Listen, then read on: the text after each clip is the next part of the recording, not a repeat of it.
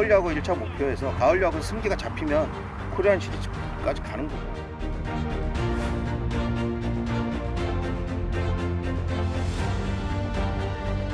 너무 기대돼요. 그리고 감독님도 막 바뀌어가지고 또 감독님 바뀐 만큼 선수들도 막 으쌰으쌰해서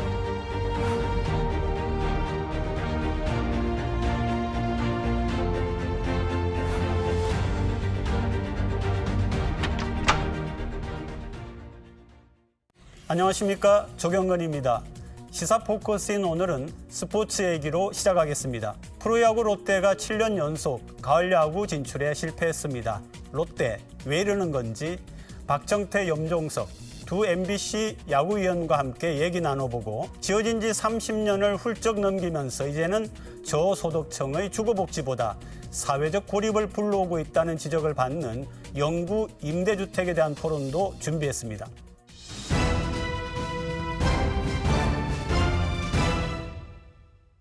심청토론 프로야구 롯데 2024 시즌 평가 나오신 분 소개합니다. 박정태 부산 MBC 프로야구 해설위원 나오셨습니다. 반갑습니다.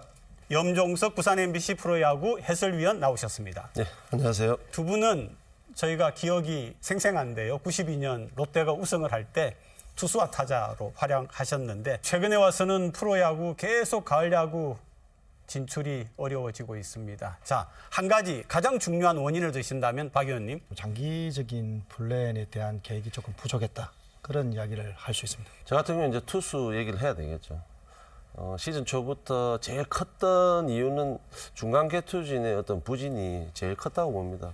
구승민 선수의 어떤 알 수 없는 부진, 그리고 최준용 선수의 조그마한 부상이 좀 커지면서 시술까지 들어가면서 이 중간 개투진이 어떻게 보면 자리를 잡아주지 못했기 때문에 김원중 선수까지 조금의 어떤 부진이 있었고 해서 어떤 전체적인 가을 야구 진출 실패를 저는 중간 개투진의 어떤 몰락으로 볼 수 있다고 봅니다. 시즌 초반만 해도 김태형 감독을 이렇게 모셔오면서 기대가 굉장히 컸잖아요.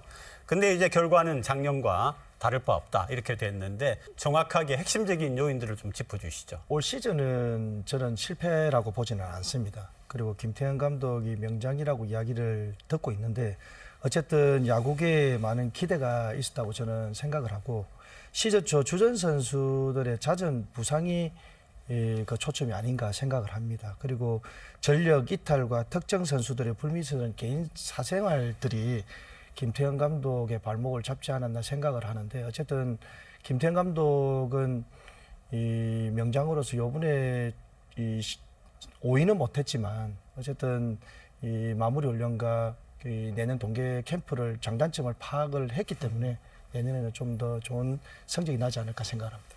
결국 저는 내심 김태형 감독이 롯데자이언츠 계약을 하면서 저 또한 기대를 많이 했습니다. 네. 결국 이제 명장이고 가을 야구까지 어떻게 보면 좀 진출을 시킬 수 있을 힘이 있다 생각이 들었는데 제일 큰 거는 결국에는 그라운드에서 플레이하는 건 선수지 않습니까? 네. 선수가 어떤 작전이나 그 상황에서 해결해주는 능력, 그리고 아주 어려운 상황에서 파인 플레이를 해주는 수비력, 이런 거는 결국 선수들의 몫이거든요. 네. 예. 그리고 뭐 겨울 훈련, 가을 훈련 할 때 코칭 스텝이나 감독이 어떻게 그냥 편하게 운동하는 건 아니고 항상 이제 최고의 선수를 만들기 위해서 노력을 하니까 결국 그라운드에서 플레이하는 이 선수들이 조금 더 집중도를 가지고 조금 더 디테일한 플레이, 그리고 본인이 책임지는 어떤 책임감 있는 모습들이 좀 보여줘야 되는데 올 시즌에는 뭐 수비나 공격이나 투수력이나 봤을 때 시즌 중에 이렇게 4월, 5월, 6월 이렇게 3일째 되는 부분이 좀 부족하지 않았나 하는 생각이 듭니다.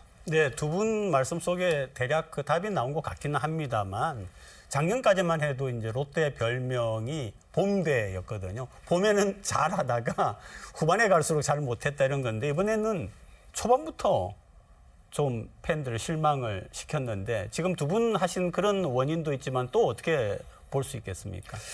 올 초에는 주전 선수들의 부상이 많았어요. 네. 많아서 주전 선수들이 대거 빠진 경우가 많이 봤었는데 어쨌든 4월 5일 부진한 성적을 이어갔고 그리고 6월 한 달간 5할이 넘으면서 반등하나 싶었는데 7월부터 롯데자이언트 선수들의 그리고 팬들 그 팀들의 부진이 이어져 갔거든요. 갔는데 어쨌든 주력 선수들의 저는 경험 부족과 풀타임으로 뛰어본 적이 없는 그런 선수들의 체력 문제가 아닌가 그런 생각을 합니다. 시즌을 3월에 사실 시작했지 않습니까? 3월 네. 23일경에 시작을 했는데 너무 빨리 시작하면서 어떤 선수들의 컨디션 맞추는 초점이 원래는 3월 말 4월 초 그게 한 열흘 정도 이것도 사실 프로야구 선수들에게는 리듬이 있고 루틴이 있기 때문에 사실 이것도 맞추기가 상당히 까다로운 부분이 있는데 특히 롯데자이언츠 같은 경우에는 지금 라인업이 신예 선수들이 많습니다. 그러다 보니까 그런 경험들이 프로야구의 어떤 경험들이 적기 때문에 조금 컨디션 조절이 실패되지 않았나 하는 생각 때문에 어떻게 보면 시즌 초반에 조금 한 달 보름 정도 너무 어려움을 겪지 않았나 생각이 들고요. 그리고 앞서 얘기했지만은 투수력과 타력, 이게 수비력까지 해서 이 세 가지가 어떻게 보면 좀 파도 없이 꾸준하게 가줘야 결국에는 상위 클래스 팀이 되는 건데 네. 이게 서로 좀 엇박자 나는 어떤 달들이 많았었습니다. 그러다 보니까 마지막에 조금 이제 희망을 가지는 8월 달이었는데 9월 되면서 조금 미끄러지면서 결국 가을 야구 실패했지 않습니까? 작년 시즌과 그 작년 시즌도 지금 이런 상황이었는데 참 아쉽습니다. 작년에 비하면 사실 그 외국인 선수들의 활약은 조금 돋보였거든요.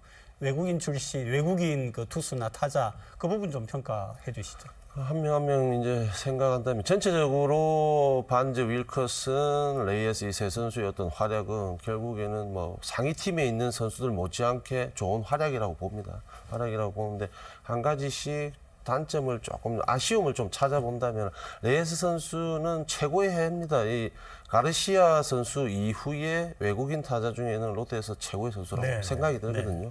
올 시즌 202안타도 기록했고 근데 장타력 부분에서 조금 아쉬움이 있지 않습니까? 이거는 팬분들도 다 생각이 들겠지만은 그리고 투수 부분에 반제 선수가 한 달 정도 시즌에 결장했던가 아주 꾸준한 시즌이었지만 한 달 정도 결장하면서 조금 공백이 있지 않았나 생각이 들고요. 윌커슨 선수는 올 시즌에 KBO 리그 최고 이닝을 던졌습니다. 최다 이닝을 던지면서 1선발로서의 어떤 기본적인 모습은 다 했다고 보는데 작년 후반기에 어떤 활약을 본다면 올 시즌 전체적으로 활약은 조금 ERA 부분에서 평균 자책점 부분에서 조금 높아지면서 1선발로서 좋은 활약이지만 조금 아쉬운 부분이 있지 않겠나 하는 생각이 듭니다. 사실 올해 외국인 투수나 타자가 정말 좋은 한 해였지 않나 예년보다 더 그래 생각을 하고 그 성적을 보면 윌커슨 투수가 12승 8패 그리고 반제 투수는 9승 6패로 굉장히 좋았습니다. 그리고 반제 선수는 초반에 한 달간 결장이 있었는데도 불구하고 이런 성적을 냈을 때는 굉장히 좋은 성적이다. 그리고 특히나 타자 부분 레이에스가 144게임에 574타수에 202안타 네, 그리고 3할 오픈 1위에 15홈런 그리고 121타점 88득점이라는 호세 이후에 가장 뛰어난 성적을 남겼다고 보고 KBO 리그 단일 시즌 최다 안타 그리고 외국인 타자 최초 200안타를 넘었다는 부분이 굉장히 또 고무적인데 어쨌든 내년 시즌도 이 외국인 이 세 선수와 같이 갈 수 있느냐 없느냐에 대해서도 굉장히 이 중요한 이야기이지 않느냐 그래 생각할 정도로 좋은 외국인 타자들이었다 투수였다 생각을 합니다. 상대적으로 국내 투수들은 어떻게 평가할 수 있겠습니까? 박세웅 선수가 3선발이고 그죠. 우리가 시즌 시작할 때 보면 나균환 선수하고 뭐 물망에 네. 있는 선수 좀 있었는데 결국엔 박세웅 선수는 그냥 기본적인 어떤 활약을 했다 생각이 들고 4, 5선발을 우리가 생각했던 선수들이 이탈을 하면서 중간에 김진욱 선수가 들어오면서 작년보다는 발전된 모습은 있었습니다. 네. 그런데 4선발로서의 어떤 활약급은 아니다고 생각이 들고요. 5선발도 결국에는 많은 선수들이 투입이 되었지만은 결국 시즌 끝날 때까지 이 선수가 5선발이다 이렇게 찾을 수 없는 시즌이었는데 결국 이제 신예 선수들 뭐 타자들도 마찬가지지 않습니까? 신예 선수들이 작년 올해 많이 지금 포진되면서 좋은 경험하고 좋은 어떤 활약을 보이는데 투수 쪽에서도 좀 뭐 윤동희 선수나 나승엽 선수나 이런 선수들처럼 4, 5선발에 도전을 하면서 좀 좋은 시즌을 보내가지고 본인의 어떤 자리를 차지해줘야 결국에는 팀이 전체적으로 좀 짜임새가 있지 않겠나 하는 생각이 됩니다. 조금 두 분께 자세하게 좀 질문을 해보겠습니다. 자, 안치홍 선수를 놓치고 대신할 수 있는 필요한 선수를 잡지 못한 부분, 또 이제 롯데 FA 170억 3인방이라는 얘기가 있지 않았습니까? FA 선수들이 부진 지적도 많았고요. 또 하나는 포수, 유격수, 4, 5선발 중간 허리 이 역할들이 다 무너졌다. 이렇게 이제 보고 있는데 박 의원님 좀 평가해 주시죠.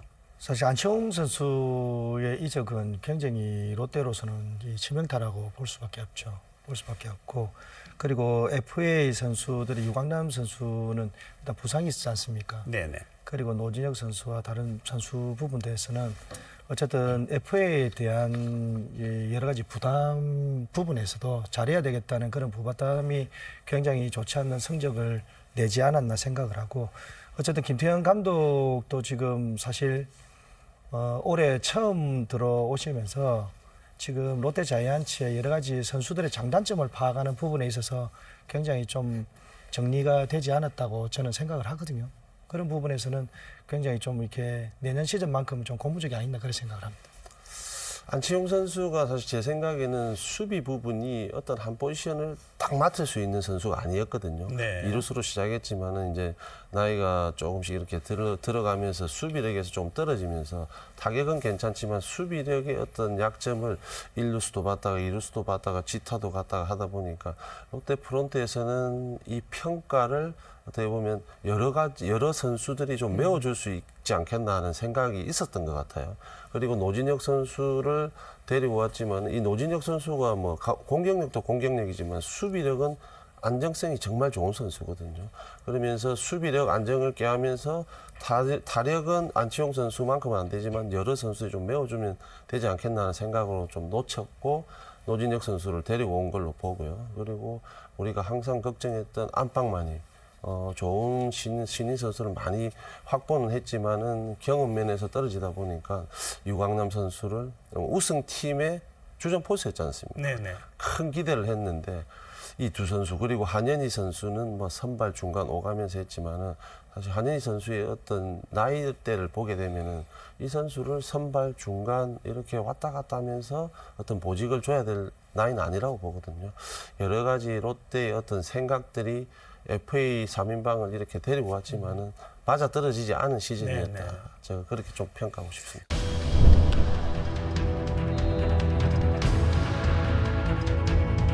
이 FA 두 선수, 구성민 선수와 김원중 선수가 어떻게 되냐 하는 결과에 따라서는 아주 큰 구멍이 날 수 있고 아니면은 뭐 내년 시즌이 조금 더 밝은 어떤 청사진이 그려질 수 있지 않겠나.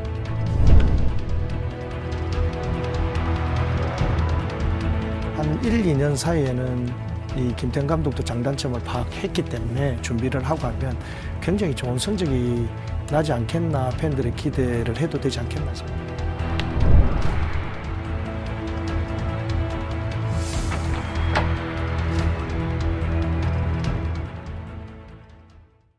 자, 지금까지 두 분과 함께 올 시즌을 평가를 좀 해봤고요. 이제부터는 내년 시즌을 좀 예측해 보겠습니다. 박 의원님, 김태형 감독 아까 초반에 말씀을 해주셨거든요. 기대할 수 있다. 올해는 처음 부임을 했기 때문에 그렇게 이제 얘기를 했는데, 자, 올해 경험을 바탕으로 해서 내년에 정말 기대해도 될까요? 타자들은 사실 굉장히 타율이 좋습니다.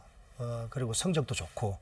그런데 문제는 이제 장타력이라 저도 보거든요. 보는데 내년 같은 경우는 이제 성적을 날려면 이제 불펜이라든지 마무리 투수가 굉장히 준비를 잘해야 되지 않겠나. 그리고 또 어린 선수들은 사실 올 한 해 게임을 하면서 굉장히 여러 가지로 좀 느낀 점이 많았다고 보는데 중요한 부분들은 그 장단점을 가지고 마무리 훈련과 동계 훈련을 얼마만큼 하느냐에 따라서 네. 내년 성적을 좌우하지 않겠나 그렇게 생각을 합니다. 타자 쪽에서 보게 되면은 결국 이제 장타력이 부족했다고 봅니다. 뭐 홈런 개수 그러니까 한 30홈런을 좀 이렇게 믿음이 갈 수 있는 30홈런을 때려줄 수 있는 선수가 좀 필요한 것 같고요.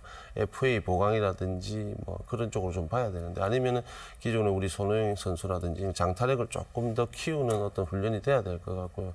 그리고 문제는 올 시즌에 뭐 윤동희, 나승엽, 뭐 황성빈 많은 선수들이 잘해줬지만 결국에 이 선수들이 김태형 감독이 우리가 5강을 가기 위해서는 작전 야구가 돼야 된다고 보거든요. 네. 이 선수의 어떤 디테일한 주자 플레이라든지 작전 수행 능력이라든지 이런 것도 좀 본인들이 책임을 가지고 좀 끌어올릴 수 있는 그런 스토브리가 돼야 내년 시즌도 좀 밝을 것 같고요.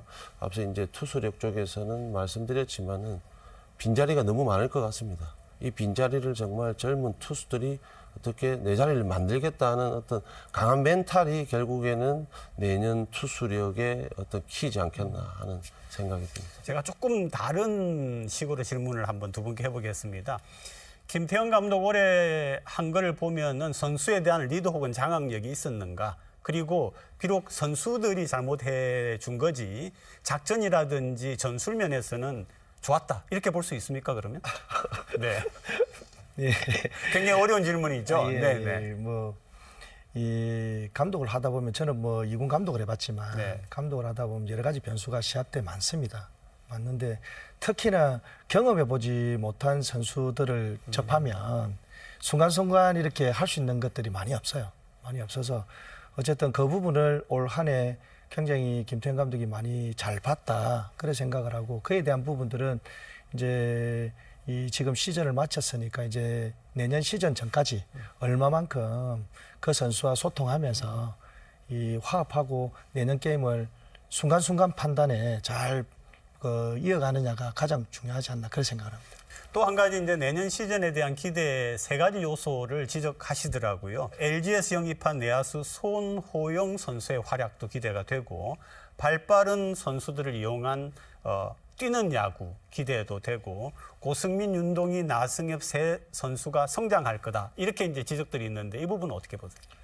손호영 선수는 김태형 감독이 굉장히 좋아했던 네. 그리고 함께 하고 싶어했던 선수라고 들었습니다. 그리고 또 데리고 왔고 그리고 처음에 데리고 왔을 때는 우강훈 선수와 트레이드 시에는 긍정적인 부분보다 부정적인 부분이 굉장히 많았는데 어쨌든 올 한 해 손호영 선수가 너무 좋은 활약을 해줬지 않습니까? 네. 거기에 대한 부분들은 굉장히 김태형 감독이 잘했다는 결론이 나왔고 어쨌든 고승민 선수, 윤동희 선수, 나승엽 선수의 활약은 제가 볼 때는 올 시즌 첫 해 성적으로서는 굉장히 좋습니다. 네. 그리고 잠재력이 엄청난 선수인데 그리고 디테일한 야구가 앞으로는 굉장히 필요하지 않겠나. 그리고 또 장타와 체력 그리고 특히나 이 어린 선수다 보니까 경험이 굉장히 필요하지 않겠나 생각을 하는데 그 부분만 보완한다면 한 1, 2년 사이에는 이 김태형 감독도 장단점을 파악했기 때문에 준비를 하고 하면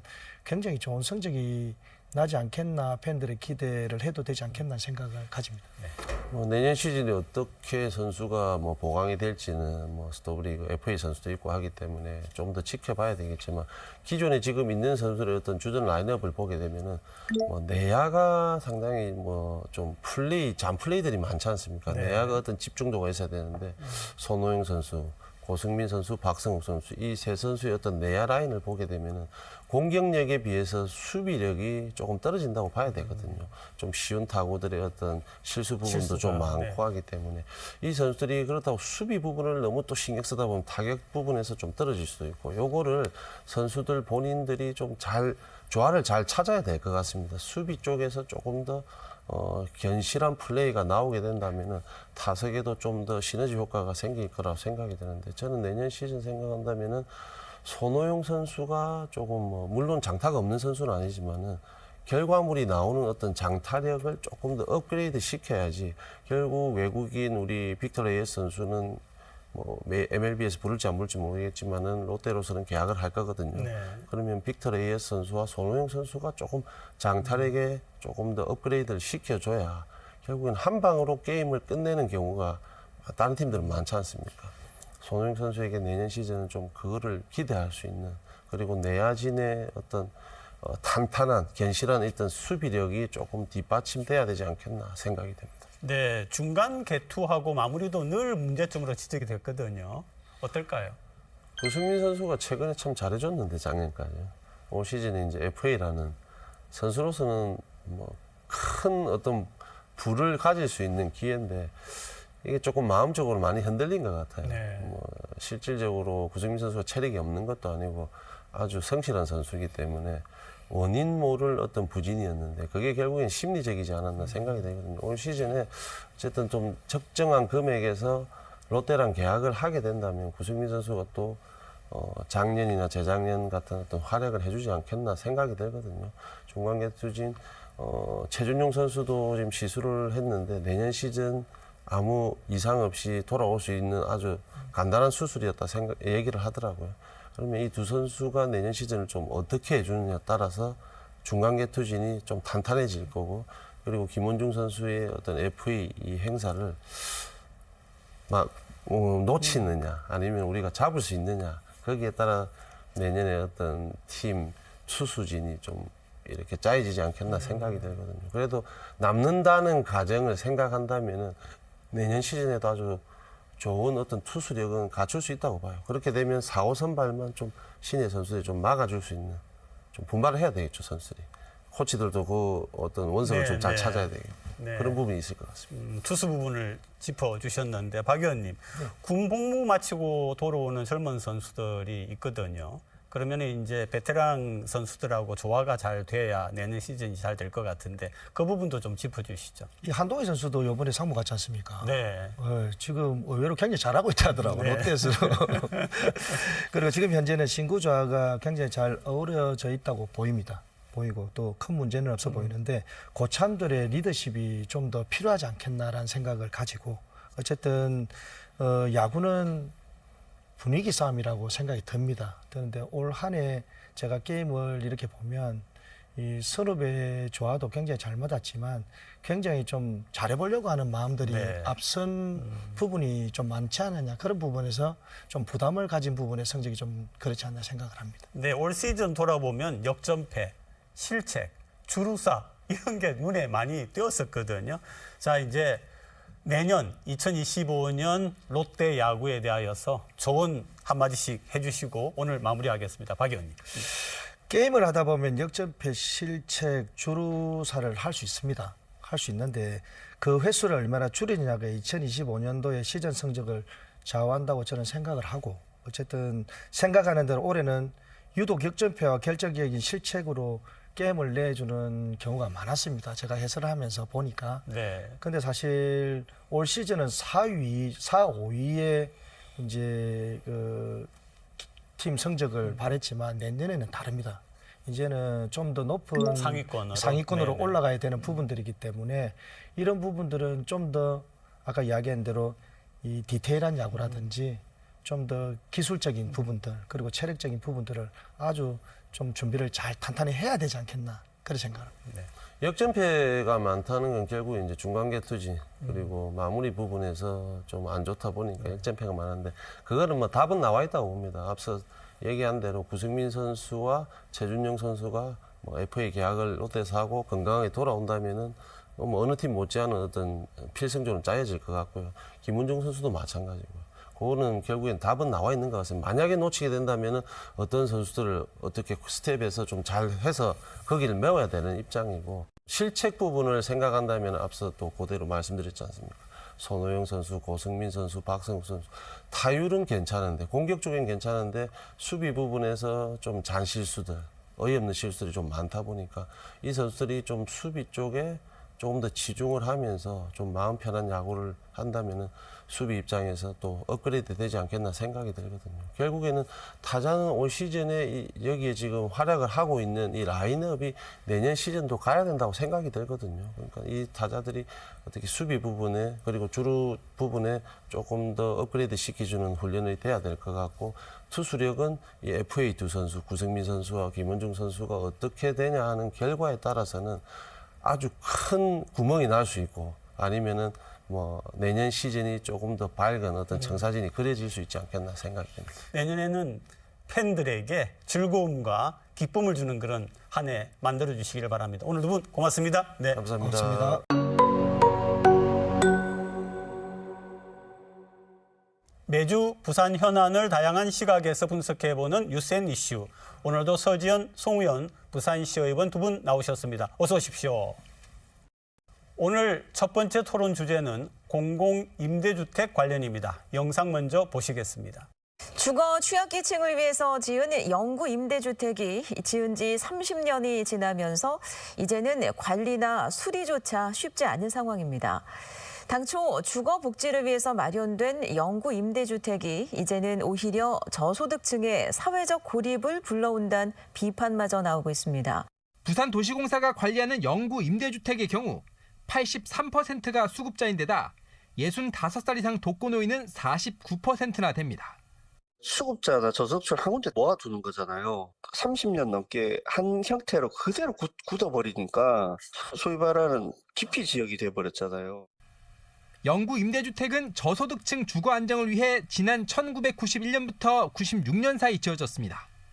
부산에선 20개 단지 2만 6천여 가구가 있는데 대다수가 지은 지 30년이 넘어 시설 노후화 문제가 심각합니다.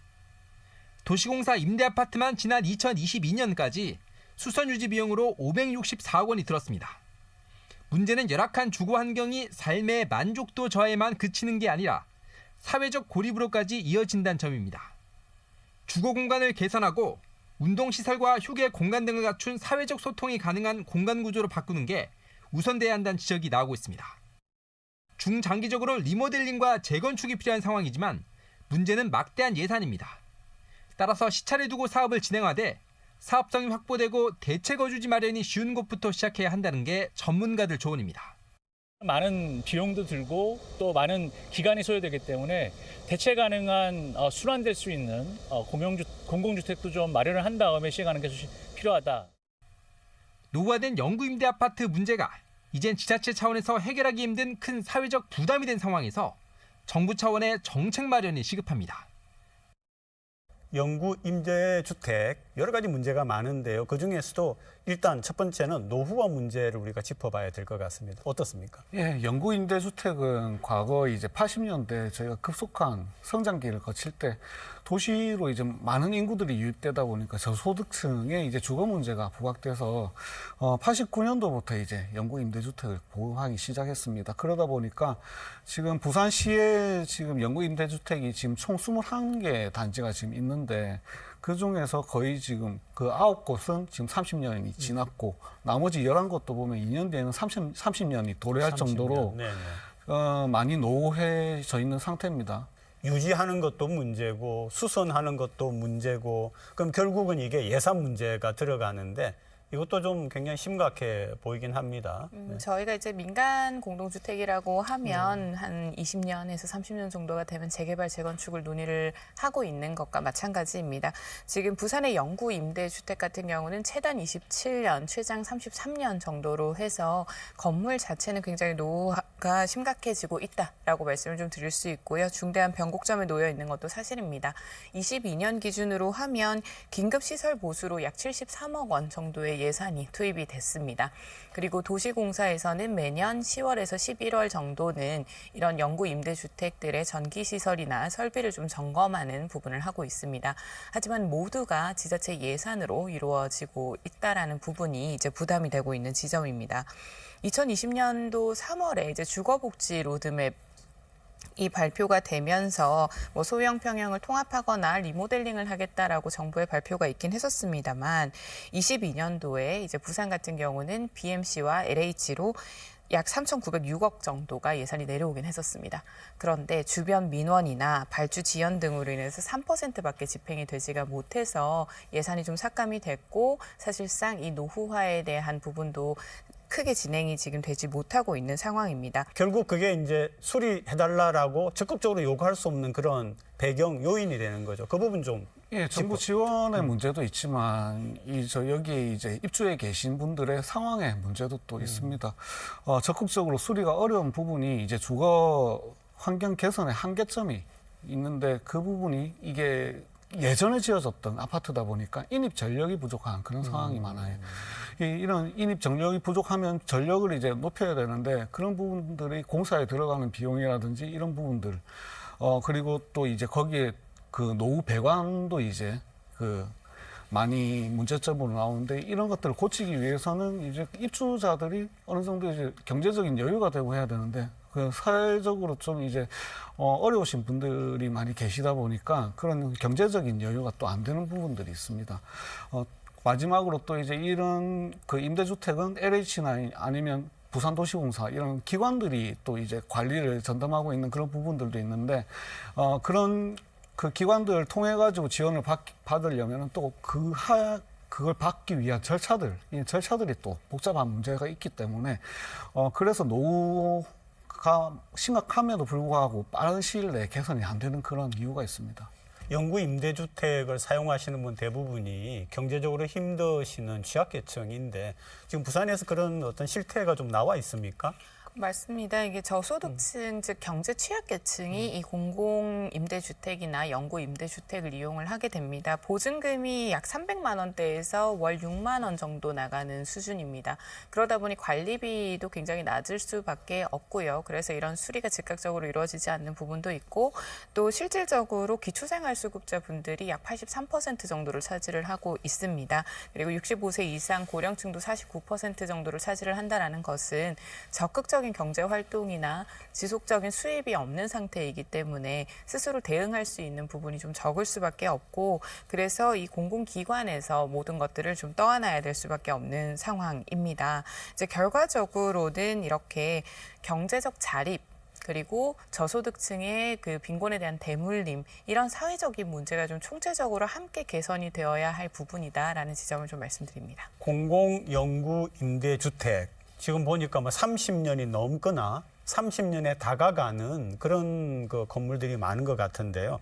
리모델링이나 재건축을 고려를 해야 되는데 거기에 이렇게 연결되어 있는 어려운 문제들 한번 좀 분석을 한번 해보시죠. 부산의 경우에는 대부분이 이제 15층에서 20층의 이제 고층 건물들이 임대주택으로 되다 보니까 이 건물들을 허물고 다시 이제 재건축을 하게 되는 사업성이 많이 떨어진다는 그런 이유 때문에 지금 기존에 그 있는 임대주택을 재건축하는 부분에 있어가지고 조금 더딘 부분이 좀 있습니다. 따라서 이제 부산도시공사에서도 지금 그 앞서 말씀 주신 노후 공공임대주택 장기 로드맵을 지금 용역을 지금 수립 중인데 이런 것들을 통해서 이제 여기서 만약에 재건축에 들어간다면은 여기 거주하시는 분들이 또 대체 거주지가 또 필요하거든요. 대체 거주지라든지 그리고 역세권이나 교통이 편리한 쪽. 이제 그쪽으로 이제 앞으로 공공임대주택 수요가 늘어나기 때문에 그런 쪽으로 할 수 있도록 하는 그런 장기 로드맵을 통해서 부산시에서 앞으로 이제 체계적인 계획을 수립해서 재건축을 해야 된다고 생각을 합니다. 네, 지금 뭐 갈수록 사회에 어려운 그런 측면들이 많기 때문에 이런 문제점에도 불구하고 공공임대주택 사업은 지속이 돼야 되는 거 아닙니까? 주거복지 관련 사업은 굉장히 다양합니다. 이제 행복주택과 같이 새롭게 짓는 형태의 임대주택이 있고요. 또 영구임대나 이런 공공임대 같은 경우는 91년도부터 진행이 됐던 부분이고 부산에서는 이제 최근에는 매입임대나 또는 분양 전환 공공임대에 대한 서비스도 진행이 되고 있습니다. 또 최근 발생했던 전세 사기 피해자의 건물 같은 경우도 이제는 LH가 구매를 해서 이제 분양권을 또 보장해 주는 경우들도 있는 만큼 주거 복지에 대한 사업은 계속해서 이루어지고 있습니다. 하나의 사회 안전망의 사업이기는 합니다만 말씀드린 것처럼 향후에 분양이 가능한 전환이 가능한 경우에는 분양자나 또 이제 그 부분에 대해서 자산권으로 취득이 될 수 있는 부분이 있지만 이런 공공임대나 영구임대 같은 경우는 모두 지자체 그리고 정부의 자산으로 이루어지기 때문에 한정된 예산에서 추가적인 인프라나 도시 개발, 도시 재생에도 돈이 필요한데 이 부분에만 또 돈이 넣어갈 수는 없는 부분이기 때문에 이에 대한 부분은 결과적으로 국가 정부 차원에서 국비를 완벽하게 지원을 해주거나 지자체의 권한에 대한 이양, 예산에 대한 이양이 좀 확보가 되어야 될 필요가 있다라고 봅니다. 예, 앞서 말씀 주신 이제 주거복지 차원도 있지만은 이런 그 임대주택을 통해서 사회 통합을 또 이루어야 되는 그런 차원이 있기 때문에 저희가 이게 많은 예산을 수반하고 이제 국가에서도 지원이 필요하지만 이 사업을 저희가 그 중단해서는 안 되는 이유이기도 합니다. 그런 부분들이. 그런 차원에서 공공임대주택도 어떻게 보면 지금 도심지와 그리고 외곽지의 선호 지역이 뚜렷하게 이게 갈리다 보니까 도심지에 있는 만약에 이제 동네나 뭐 동래구나 연제구 같은 도심지에 있는 임대주택들은 지금 공실률이 또 이제 많이 떨어지는데 기장이나 서구에 있는 이런 임대주택들은 또 이제 공실률이 한 30% 이제 를 할 정도로 이렇게 많이 또 공실률이 발생을 하거든요. 그렇기 때문에 이게 앞으로는 이제 역세권이나 도심지로 이런 임대주택들도 좀 많이 생겨야 되는 부분들이 있기 때문에 저희가 체계적인 계획을 통해 가지고 임대주택 사업이 진행돼야 된다고 생각합니다. 결국 그 선호도 차이가 있다라고 하는데 그거는 뭐 주거 환경도 있지만 교통도 문제가 될 것 같고요. 그런 부분도 한번 짚어주시죠. 맞습니다. 이제 아무래도 이제 예전에 지어진 임대주택의 경우에는 노후화도 있고 또 원도심 위주이기 때문에 실질적으로 주거 환경에서 선호도가 높은 편은 아닙니다. 다만 최근에 이제 생기고 있는 행복주택 같은 경우는 부산 시청 근처라든지 혹은 기장이나 해운대와 같이 젊은 층의 선호도가 높은 곳에 지어지고 있습니다. 아무래도 대상 자체와 목적 자체가 좀 다르기 때문일 텐데요. 행복주택 같은 경우는 이제 청년과 신혼부부들 그리고 유아가 함께 있는 가족들의 경우들이 많습니다. 하지만 사실상 지금 부산이나 전국 자체가 미분양 공실률도 늘어나고 있고 임대주택 자체에 대한 공실률도 늘어난다는 것은 인구 정책에 대한 문제가 함께 고민이 될 수밖에 없는 지점입니다. 그렇기 때문에 결과적으로 이런 행복주택에서 인기나 선호도가 높았던 지역들에 대한 케이스를 좀 차용을 해서 신시가지나 지금부터 생길 에코델타 시티에서의 들어갈 행복주택에 대한 부분도 관리가 좀 필요하고 홍보가 필요할 것으로 보이고요. 실질적으로 소형 평수에 대한 시민분들의 니즈가 조금 더 늘어나고 있습니다. 지금 당장의 평수가 너무 작다라는 의견들이 있기 때문에 이런 부분에 대한 반영도 좀 필요해 보입니다. 자, 부산시의 임대주택 정책이라고 이야기한다면은 근본적인 재검토를 좀 해가지고 뭔가 좀 새롭게 나가는 좀 체계화된 게 좀 필요할 것 같은데 한 말씀씩 좀 들어보겠습니다. 총체적인 부분이라고 봅니다. 임대주택이라서가 아니라 사회 구조 안에서 이러한 저소득층이나 우리가 돌보아야 할 이 취약 계층에 대한 경쟁력 강화와 좀 두터운 선별복지를 통해서 전체적인 복지 개선이 필요할 때입니다. 새로운 시각으로 재정비를 해야 될 필요가 있다고 생각합니다. 임대주택이 그동안 저소득층을 대상으로 하던 그런 사업에서 이제는 어느 정도 이제 청년이나 신혼부부에 대한 이제 이런 지원 사업으로 또 개념이 바뀌다 보니까 좀 더 이제 교통도 편하고 가족이 또 늘어나고 하다 보면 큰 평수를 찾는 트렌드가 또 지금 생기고 있거든요. 그렇기 때문에 이런 부분들을 지금 중장기 로드맵을 다 이제 수립을 하면서 그런 부분들이 반영이 돼서 앞으로 이제 부산시의 임대주택이 보다 실질적인 도움이 될 수 있는 쪽으로 나가기를 바라고 있습니다. 음악의 스타들이 레드카펫에 들어서자 팬들의 환호성이 터집니다. 아시아 최고 영화제 부산국제영화제가 29번째 그 화려한 축제의 막을 올렸습니다. 내년 30주년을 앞두고 새로운 도약을 초심으로 준비하는 부산국제영화제. 멈추지 않는 영화의 물결은 오는 11일까지 계속됩니다. 임원 선출 논란으로 파행을 겪었던 부산국제영화제가 영화제 창립을 함께했던 박광수 영화감독을 신임 이사장으로 초대하고 새로운 출발을 알렸습니다. 부산국제영화제는 이사회와 정기총회를 잇따라 열고 사상 처음 외부 추천위원회를 거친 신임 이사장으로 위촉했습니다. 지난해 임원 선출 논란으로 이사장과 집행위원장 등 주요 임원들이 연이어 영화제를 떠나는 혼란을 겪은 만큼 박광수 새 이사장의 어깨는 무거울 수밖에 없습니다. 당장 국비 지원 예산이 지난해 절반 수준으로 삭감됐고 영화 시장의 회복도 더딘 상황에서 올해 영화제를 치러야 합니다. 신임 이사장의 해법은 범시민적 열기로 출발했던 부산국제영화제의 성공 공식에 주목하고 있습니다. 영화제는 뭐 영화를 틀고 영화를 부각시키는 것 외에도 이게 일종의 좀 그 시민 참여하는 축제 형태잖아요. 국제적으로 주목할 수 있는 독특한 색깔을 가진 영화제로 가져갈 수 있을 거라고 생각합니다. 굉장히 성황리에 이루어지고 있는 건 참 기분 좋은 일인데 사실 안을 들여다보니까 이 부산국제영화제가 사상 초유의 위기를 맞고 있는 게 작년 같은 경우에 이사장도 또 집행위원장도 부재였는데 올해는 집행위원장이 부재로 그렇게 지금 진행이 되고 있습니다. 이런 상황이 소위 그 실무 최고 책임자가 부재한 상황으로 이렇게 이어지고 있는데 이거 어떻게 보시는 거예요? 더 먼 걸음을 위한 하나의 꼭 필요한 혁신의 과정이 아니었나라고 바라보고 싶습니다. 부산을 대표하고 세계 최고의 영화제, 아시아 최고의 영화제가 지금 되어가고 있는 만큼 부산국제영화제가 작년에 겪었던 내홍에도 불구하고 오히려 개막작 같은 경우는 지난 회보다 공식 초청작이 224편이 더 늘어났습니다.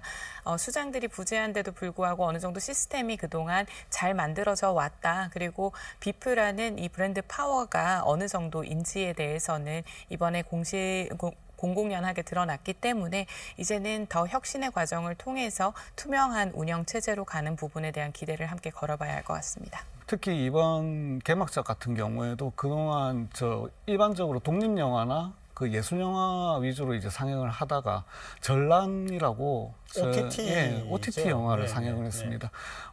그러다 보니까 이제 갈수록 이제 이번 그 영화에 대한 이런 트렌드를 반영해서 OTT나 이런 영화들도 저희 부산 국제영화제에 같은 바운더리 내에서 이렇게 같이 상영을 하면서 좀 더 이제 파일을 크게 만들어가고 있는 모습에 좀 더 고무적으로 느끼고 있습니다. 네, 아마 시청자분들, 우리 시민분들께서 아니 작년부터 그러면 구체적으로 무슨 일이 있는 거야 이렇게 좀 물으실 것 같은데 간략하게 한번 정리를 해봐 주시죠. 네, 약 28년간 이렇게 고착화돼 왔던 문제들이 작년 이제 내홍과 함께 터져 나왔습니다. 내부 운영위원장 직위 신설과 그리고 정관 개정 과정에서 이사장에 대한 직권에 대한 우려와 이제 폐쇄적 운영에 대한 논란이 발생을 하면서 연속적으로 집행위원장도 사퇴를 하시고 이사장도 사퇴를 하시는 그런 상황들이 펼쳐졌습니다. 그 이후에 이제 부산국제영화제 1세대 인사라고 불리는 이 어떻게 보면 직업적 카르텔에 대한 부분이 어느 정도 이제 균열이 생기기 시작을 하면서 발생한 내용이었고요. 이로 인해서 이제 혁신위원회가 구성이 되었습니다. 네. 혁신위원회가 약 5개월 정도 활동을 하면서 내놓은 방침에 따라 이제 부산국제영화제가 새로운 인사체제로 좀 바뀌고 있는 상황입니다. 잘 됐으면 좋겠는데 우리가 한번 좀 예상을 해보는 게 필요할 것 같습니다. 그러니까 혁신위원회도 있고 임원추천위원회도 있고 그런데 그러면은 이제 이번 끝나고 내년부터는 정상화되는 거예요? 예, 이번 집행부 구성 과정이 이제 더디다 보니까 지금 실질적으로 영화제를 앞두고 이제 예산이나 이제 스폰서를 확보하는데 좀 시간적인 여유가 많이 부족했던 건 사실입니다. 그 과정에서 지금 어느 정도 국비도 지금 작년에 비해서 50% 가량 지금 삭감돼 있는 부분이고, 하지만은 부산국제영화제 같은 경우에는 워낙 대규모 영화제다 보니까 자립이 지금 가능한 그런 영화제라고 할 수 있거든요. 네. 영화제 자립이 가능한 영화제이기 때문에 실질적으로 국비나 시비가 지금 차지하는 부분들이 많지 않기 때문에 빠른 시일 내에 영화제 내부 이제 구성원들이 지금 완벽하게 구성이 되고, 지금 영화제가 좀 더 이제 나은 쪽으로 나아갈 수 있기 위해서 이제 국제영화제에서 노력에 따라서 앞으로 이제 다시 정상화가 될 수 있다고 생각을 합니다. 그러니까 맨 지적된 부분이